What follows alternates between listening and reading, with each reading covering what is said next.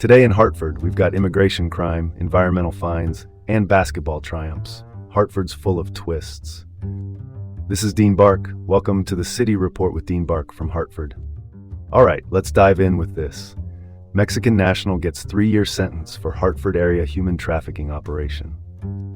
Porfiria Maribel Ramos Sanchez, a 47-year-old from Mexico, has been sentenced to 3 years in federal prison for running a human trafficking scheme right here in the Hartford area. Let's cut to the chase.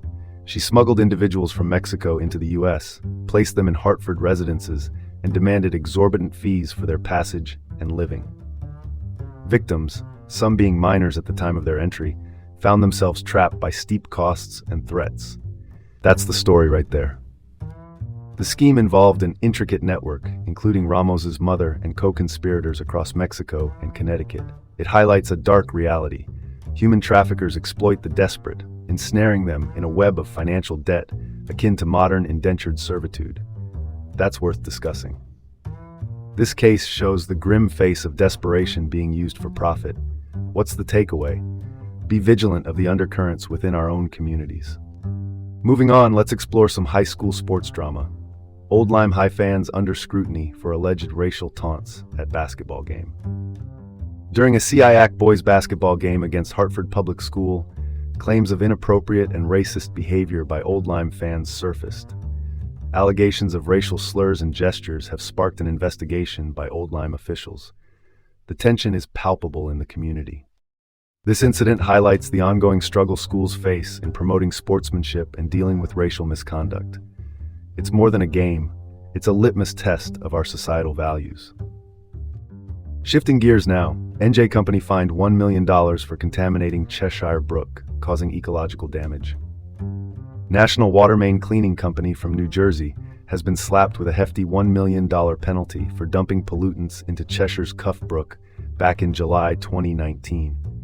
This breach resulted in environmental havoc, violating the Clean Water Act.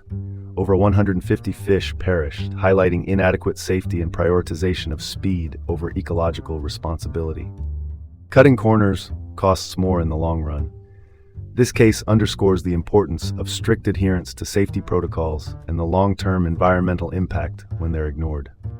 All right, next topic. UConn women's basketball dominates St. John's to secure Big East semifinal spot. UConn's victory was led by none other than Paige Buchers, racking up 20 points despite not hitting a single three-pointer. The team's impressive defense was on display, allowing only 2 points from St. John's in the first quarter. It reveals the power of collaboration and strategy, emphasizing strong interior play over struggling outside shots. UConn continues to show us that synergy can keep them on top every time. Finally, let's pivot to something more festive. Hartford's St. Patrick's Day Parade returns, your guide to celebrating. On March 15th, the streets of Hartford will come alive with the 53rd Annual St. Patrick's Day Parade, led by Grand Marshal Frank Droney and organized by the Central Connecticut Celtic Cultural Committee. It's more than a parade, it's a celebration of our community spirit. Events like these remind us to embrace our roots while enjoying the diversity around us. The festivities on Pratt Street promise a day filled with cheer and camaraderie. This is Dean Bark, signing off from the City Report with Dean Bark in Hartford. Have a great day and come back tomorrow for more news.